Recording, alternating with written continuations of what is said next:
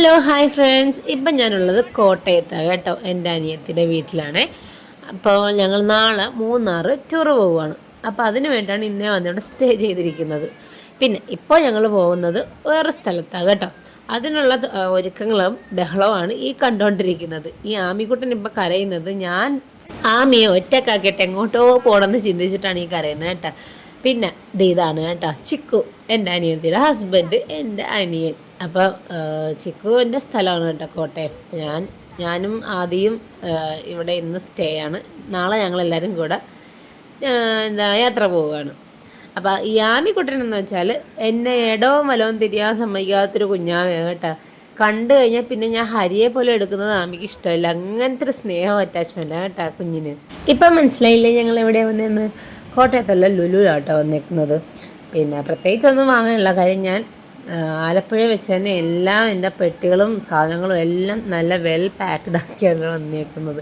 കാര്യം എൻ്റെ ഈ യാത്രയിൽ അച്ഛനും അമ്മയും കൂടെയില്ല, എൻ്റെ ഹസ്ബൻഡും കൂടെയില്ല. അതുകൊണ്ട് തന്നെ ഒരു കാര്യവും തപ്പി തടഞ്ഞ് പോകാതിരിക്കാനായിട്ട് എല്ലാം അത്രയും പെർഫെക്റ്റായിട്ട് പാക്ക് ചെയ്തിട്ടാണ്. കുഞ്ഞുങ്ങളെ കൊണ്ട് യാത്ര പോകുമ്പോൾ അങ്ങനെയാണല്ലോ. പിന്നെ അത്യാവശ്യം കുറച്ച് സാധനങ്ങൾ മാത്രം വാങ്ങാനാണ് കേട്ടോ വന്നേക്കുന്നത്.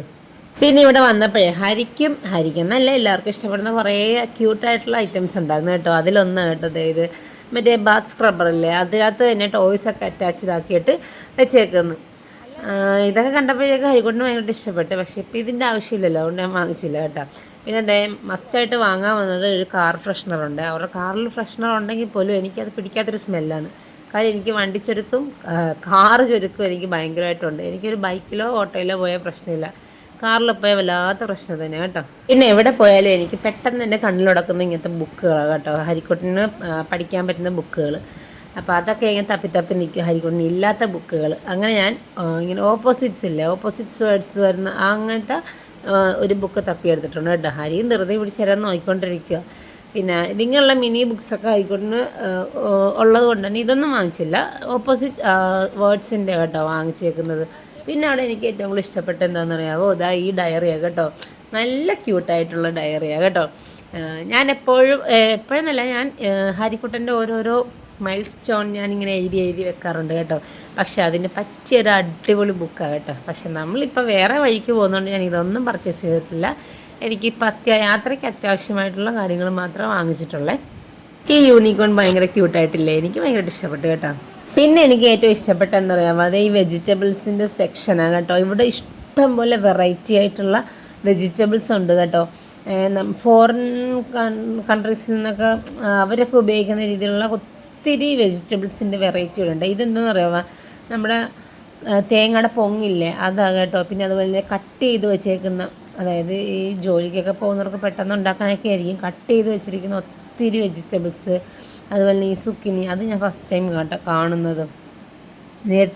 അങ്ങനെ ഒത്തിരി. പിന്നെ ബ്രൊക്കോളിയൊക്കെ നമ്മൾ സാധാരണ വാങ്ങിച്ച് യൂസ് ചെയ്യാറുള്ളത്, അതൊക്കെ കണ്ടിട്ടുണ്ട്. അതൊക്കെ പിന്നെ അങ്ങനെ പോയി. പിന്നെ അടുത്ത് എനിക്ക് ഇഷ്ടപ്പെട്ടത് ഈ ഒരു സെക്ഷനാണ് കേട്ടോ. ഇതെന്ന് പറയുമ്പോൾ നിറയെ ഫൈറ്റേഴ്സാണ്. ഈ ഓരോ ടിന്നിലാക്കി ഇങ്ങനെ വെച്ചേക്കുക കേട്ടോ. ഇതിങ്ങനെ ഗിഫ്റ്റ് കൊടുക്കാൻ മാത്രമേ കൊള്ളത്തുള്ളൂ. എന്തായാലും ഇതിനെ വളർത്തണമെങ്കിൽ നമ്മൾ കുറച്ചും കൂടെ ഫെസിലിറ്റീസ് ഇതിന് കൊടുക്കണമെങ്കിലും ഇതെനിക്ക് ഇഷ്ടപ്പെട്ട്. ഒരാൾക്ക് ഗിഫ്റ്റ് കൊടുക്കണമെങ്കിൽ, ഇതൊക്കെ ഇഷ്ടപ്പെടുന്ന ഒരാൾക്ക് ഗിഫ്റ്റ് കൊടുക്കണമെങ്കിൽ ഇതൊരെണ്ണം വാങ്ങിക്കൊടുത്താൽ മതി. എന്തായാലും സൂപ്പറായിട്ടുണ്ട്. എനിക്കിതാ ഈ ബ്ലൂ കളർ ഒത്തിരി ഇഷ്ടപ്പെട്ടു. എനിക്ക് പണ്ടുണ്ടായിരുന്ന ഫൈറ്റർ ഈ കളറായിരുന്നേ. പിന്നെ ഞങ്ങൾ നേരെ പോയത് നാളത്തേക്കുള്ള സ്നാക്സ് എന്തെങ്കിലും വാങ്ങാനായിരുന്നു കേട്ടോ.